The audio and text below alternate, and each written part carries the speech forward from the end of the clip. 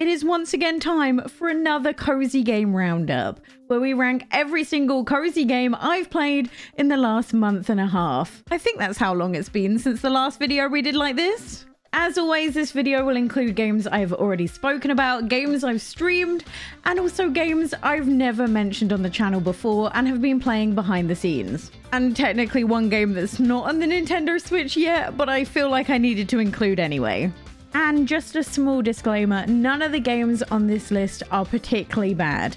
This is just my opinion on where I'd rank them against each other. Oh, and as always, if you love comfy cozy games on the Nintendo Switch, make sure you subscribe to my channel down below. I put out videos twice a week covering all things new and cozy on the Switch, and you don't want to miss it.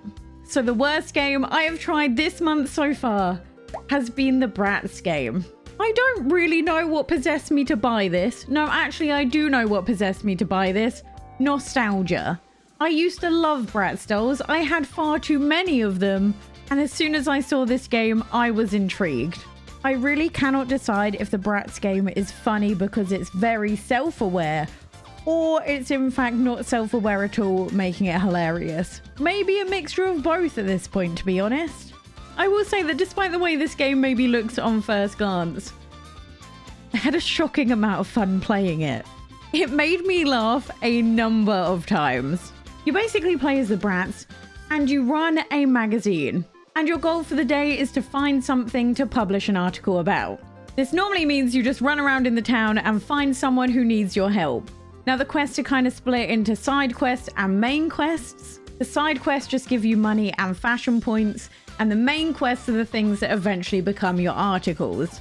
But the more side quests you do before you do the main quest, the more points you get, and when you publish an article, this then manifests into more subscribers. This isn't the best game in terms of controls. They feel very sluggish and the gameplay is just very slow. I don't mean the frame rate, I mean literally look at the speed she's walking. Thankfully, I did find a way to speed this up by buying a scooter. But why do they walk like that? This game basically comes down to a few mini games and fetch quests. But I was never bored because some of these quests are absolutely wild. Like, I found a dabbing squirrel and also 10 minutes later did a dance competition. If I'm being honest, I think your money might be better spent in a similar game like YouTuber's Life 2. I feel like they're kind of similar, with both working towards the goal of becoming more popular on social media. And I feel like whilst the Bratz game was fun and I was left laughing a number of times by the different interactions we had, £34 is quite steep for a game that you can apparently finish in less than 5 hours. Next, in 6th position, we have Harvestella.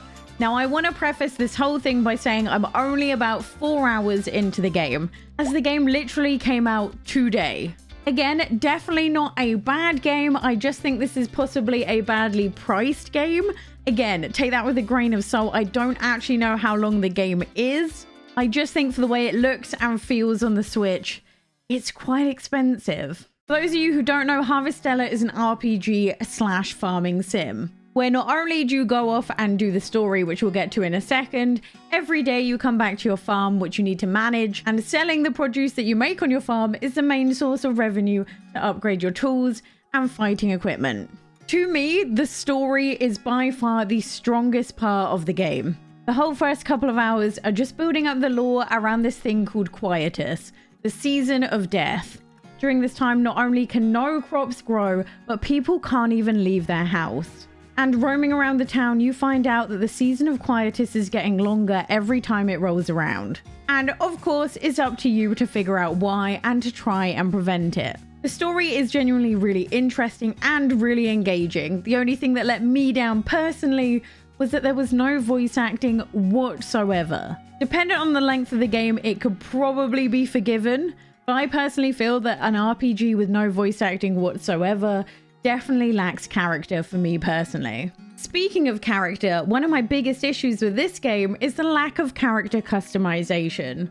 And whilst yes, there is a non-binary option which I love, there are only 4 skin tones, 2 body types, and for some reason the most diverse option of the whole thing is eye color. I personally would have loved to have seen at least a few more options. And despite my love of the story, the game just feels a little bit clunky for a AAA game. I feel like that's the curse of a farming sim game though. They always feel just a little bit clunky and a little bit awkward to play. I do just want to point out though, there is a marked difference between the demo and the final release game. After our feedback, the days in the game were made longer and it's made such a difference. I feel like I can actually get stuff done in a single day and that I'm not constantly rushing around to try and get home before midnight. Time is a lot more forgiving when you run around the minimap as well, which has made a huge difference. And I do personally think the game is less blurry. I wish I could say it wasn't blurry at all, but it is still definitely slightly blurry. I just kind of want to make it clear that although I said right now I don't think it's a greatly priced game, that might change in the future depending on how many hours of gameplay I can get out of it. But it definitely feels a little bit less polished than the typical AAA games we're used to seeing at this price. Alright, that's the negative stuff out of the way. Let's get on to some of the stuff I absolutely love with the game. First of all, I adore the entire aesthetic of the entire game. I love the entire look and feel of the world, with the crystals in the background to also just running around the wilderness doing quests. The whole thing is stunning, and from the trailer I know we have many stunning locations left to go. I also absolutely love the fact that this is a different take on a farming sim. It hasn't fallen into the classic trope of the entire story just being that your grandfather passed away. This is genuinely one of the first farming sims I've played with an actually good story. And despite this being a cross between farming sim and RPG, both work so well together, and I genuinely hope this isn't the last time we see a game do this. And although I suck at it, I do actually quite enjoy the combat. I love the fact that each different type of job, be it mage or anything else, has a skill tree which you can slowly upgrade over time to make it more powerful. And in a few weeks, when I've finished the game, I'll let you know in the comment section down below what my final thoughts of it are. Next on my list is Doraemon Story of Seasons. Oh god, I'm gonna have to look up the whole title, aren't I? Doraemon Story of Seasons, Friends of the Great Kingdom. This to me had everything Story of Seasons Pioneers of Olive Town was missing. And that thing is a good story. I know people are torn as to whether they love or hate the fact that this is based on the Doraemon characters, but I personally really enjoyed the story that I've seen so far. The story sees you play as Nobby, a boy who has gotten in trouble over the summer holidays for not doing enough of his homework. So like any kid who's dealing with being told off by their parents, you get in a spaceship and you fly to a different planet. And this is where the game falls into one of the more typical storylines of a farming sim. You become friends with a boy who owns a dilapidated farm after their father passed away, giving it to them. But the thing I love the most about the plot of this entire game is there's actually a reason in the story why you need to fix up the farm. One thing to just bear in mind when comparing it to other Story of Seasons games is that it's very cutscene heavy. It even had a few plot twists along the way from what I've played so far. And I personally love the art style of this game. It has all the character that to me Pioneers of Olive Town lacked. And the music is also amazing. By default, it has the Japanese voice acting on, however there are settings to turn it off if that's not your kind of thing. And I lived for these cutscene moments that were beyond stunning. The farming sim mechanics themselves were actually pretty solid. No different from other Story of Seasons games, although the animal handling was interesting. In order to get the animals to go in and outside of the barn, you physically had to push them, which led to this interesting animation. I think to me the part that really solidified my love of this game though was the characters, because not only do you have a relationship with each of the NPCs, the NPCs have relationships with each other. You play as a boy in this game called Nobby, so you yourself don't go through any like relationship mechanics, but the characters do between each other, which I think is such a good touch, because so often in these games, it's only ever you forming a relationship with a character and they basically don't speak to each other whatsoever. So as soon as I saw this dialogue playing out between two separate characters, it made me so happy and made the world just seem more alive. It's definitely a game I can see myself going back to, as I feel like it's a great game to play before bed.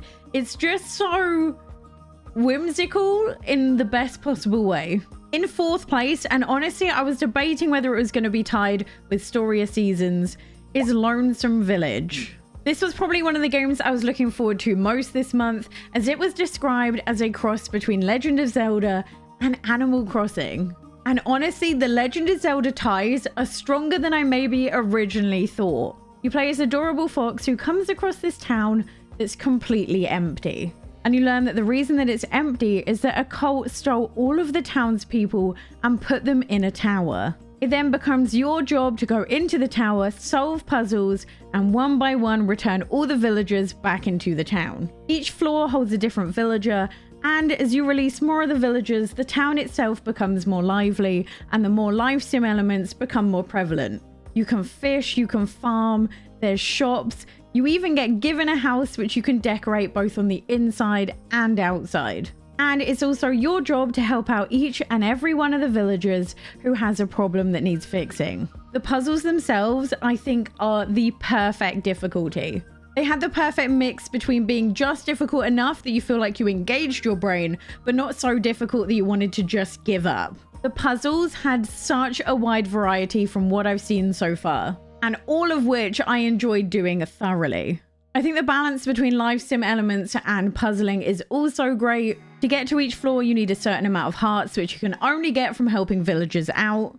And once you've done a certain number of floors, there'll be an item that you can only get by doing a main quest from a villager. Not only that, but the map was so much bigger than I initially expected. When I first started playing the game, I was really worried about the game's length, as I thought the town was only this small area on the screen. Turns out I was very wrong, and this game is far longer than I initially expected. I also love the fact that you don't just save single characters, you save characters and their entire family all at once. And I can see as I progress this game further that the life sim elements become bigger and the puzzle solving elements become in the background a little bit more, as saving villagers unlocks more things to do in the town. So far, I can fish, I can dig, there's plenty of shops to go visit, and plenty of side quests to do. And the puzzles do truly feel like old school Zelda. I love this game to pieces. We're on to the top 3. And oh my god, was it difficult to separate them. A part of me was tempted to just lump them all into number 1, but no, I did my best to separate them, and the only reason this game is third is because I haven't played enough of it, and this is Persona 5. Sorry, Persona 5 Royale. This is my first ever Persona game, and I'm in love. How have I never played a Persona game before? They are absolutely fantastic. If you don't know, Persona 5 is a JRPG, and it has possibly some of the most beautiful cutscenes I have ever seen, and great voice acting as well. And I cannot get enough of the story. I feel like the story itself is something I can't dive too deep into. Some aspects of it, especially in the early game, are incredibly triggering, and I do just ask that if you're interested in buying the game, please go on Google and type in Persona 5 trigger warnings and make sure you are in a good place that you can deal with this and enjoy the story and not find it triggering. Just wanted to get that out of the way. I also do believe this game is 18 plus, so bear that in mind as well before you get it. This game sees you forced to transfer to a high school in Tokyo when you have a strange dream, telling you that you're a prisoner of fate and in the near future, ruin awaits you. The story is honestly so gripping. I feel like I did when I played Xenoblade, where I'm just trying to make it to the next cutscene. And the cool thing about the story is it kind of unfolds in 2 separate, almost parallel worlds. One where you're a normal kid going to school, and the second one where you are a phantom thief. The combat itself, although turn-based, is like nothing I've ever experienced before. And although complicated, the game explains it in a great way that makes it really easy to dive into if this is your first Persona game. This game also has difficulty settings, so if the combat isn't really your sort of thing and you just want to enjoy the story, you can do that as well. You can also choose between Japanese and English voiceovers, and nearly the entire game is voice acted, which is great because I love not needing to read before bed. It's definitely a game where once you start getting invested, you can't stop playing, and I literally have no idea where the story's gonna go in the best possible way. So if you love a good story and a good JRPG and you've never tried a Persona game before, it runs beautifully on the Switch and you should definitely give it a go. The next game is slightly cheating, as it's not technically out on the Nintendo Switch yet. But I spoke about the game a lot, so I feel like it's only fair to include it in this list, and that's Coral Island. First of all, I want to ask the devs why they made every single one of the dateable options in the game so hot. I am in a state of constant buy panic when I play the game, and it's both a great and terrible thing. For those who don't know, Coral Island is an early access farming sim game that will be coming to the Nintendo Switch later in 2023. When I read about this game, it almost felt too good to be true. It had literally everything you could ever ask for in a farming sim and so much more. And despite the fact that we haven't had a single one of the content updates in the game yet, I am genuinely so impressed that they managed to pull it off. If you're wondering what's so special about this farming sim compared to others, then look no further than the characters in the game. With over 70 NPCs to meet and talk to, it makes even this gigantic map feel full of character. And despite the fact at the moment you still can't play on controller, even on mouse and keyboard, the controls feel pretty good. As it's in early access, there is currently only 1 year worth of story in the game so far, but the game does have a slider that lets you pick how fast every single one of the in-game days goes. So I put that slider onto the slowest possible option and have been running around having a great time ever since. I've only been able to experience one of the events so far as the game is unfinished. If all the other events are like that one, then it's going to be so special. There was a little mini game you could play, you could talk to all of the villagers, and when the game comes out of early access, there's even going to be a potluck to do at the event. There is so much to do in the game as well.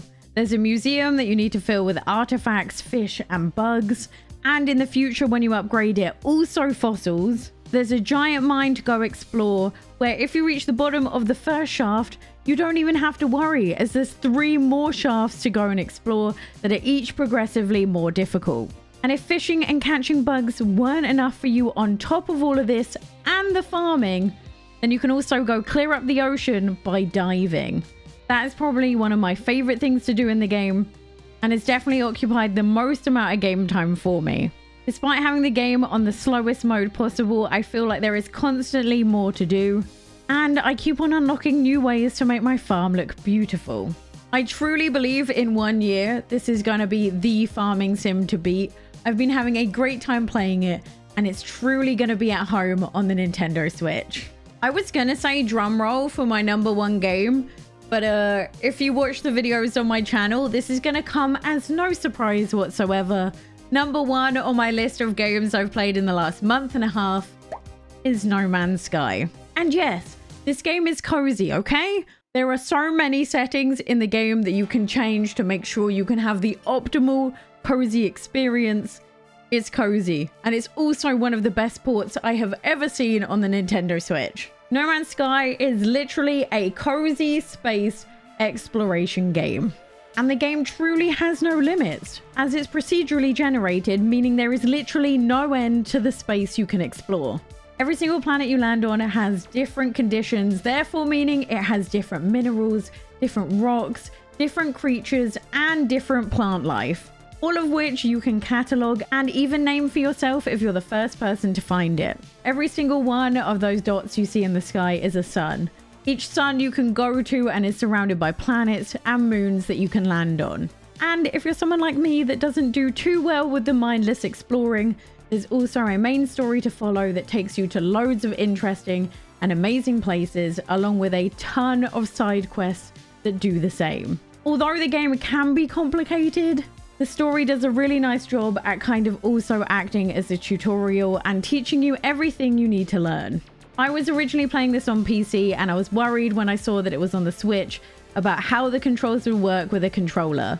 But actually, I was pleasantly surprised that they work incredibly well. This port is truly exceptional, not only from a graphical standpoint, but with also how it works with all the controls on the Switch. You can also build a base completely from scratch, where you're in charge of building it literally from the ground up. Can be a little bit frustrating on the Nintendo Switch controls, but still a ton of fun. And yes, you can even farm. It's the game I've played by far the most this month, and I don't think I'm going to be putting it down anytime soon. But if you want to know more about No Man's Sky, click this video here for a detailed reason into why I love it so much, and let me know what your favorite game of the last month and a half is down below. I'll see you next time. Bye.